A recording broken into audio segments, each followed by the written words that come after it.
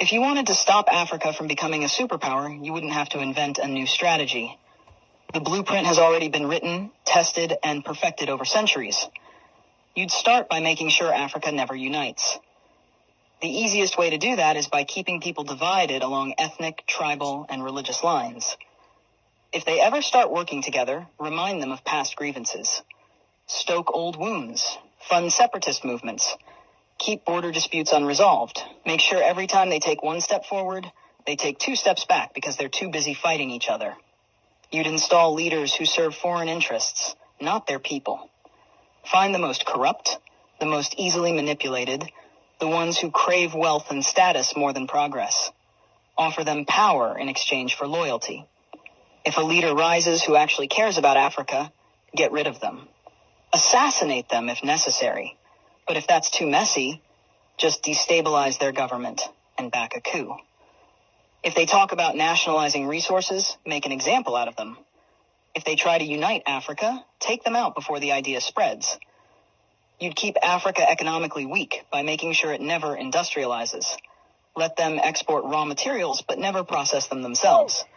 Control the mines, the oil fields, the rare earth minerals. Keep them selling cheap and buying expensive. If a country tries to break free and build its own industries, sabotage it. Place sanctions, destabilize its currency, fund local opposition, crash its economy. If that doesn't work, orchestrate a civil war. People can't build when they're too busy trying to survive. You'd make sure their education system produces workers, not innovators. Teach them history that glorifies their oppressors. Make them think their cultures are primitive. Their ancestors were savages. Their future depends on foreign approval. Train them to memorize, not to think critically. Keep their best and brightest looking overseas for opportunities. Make them dream of escaping Africa rather than fixing it. Offer scholarships that take their top minds to the West and never encourage them to return. Let the continent keep training doctors and engineers only for them to go enrich other nations. You'd control their narratives. Own their media, control their stories, dictate their image to the world.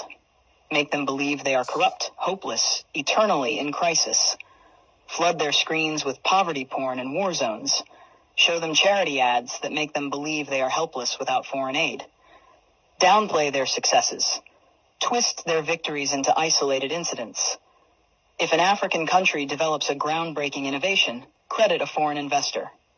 If an African leader implements a successful policy, frame it as an anomaly rather than proof of competence. You'd make sure they remain dependent. Drown them in debt. Offer loans with impossible conditions. Force them to privatize everything so foreign corporations own their water, their electricity, their land. When they struggle, give them just enough aid to keep them alive, but never enough to make them self-sufficient. Use charities to create a culture of reliance rather than resilience. Make them think foreign intervention is necessary, that they can't solve their own problems, that they always need help from the outside. You'd suppress their military strength. Keep their armies weak, their defense industries non-existent.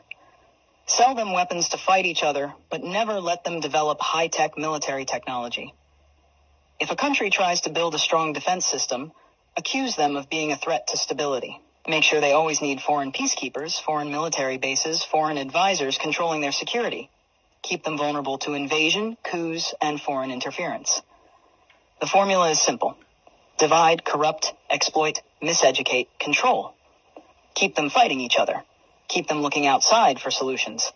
Keep them poor, dependent, insecure. Make sure every attempt to break free is met with resistance so strong that the next generation thinks twice before trying again. This isn't a theory. It's history. The real question isn't how to stop Africa from becoming a superpower. It's how Africa can break the cycle despite every effort to keep it down.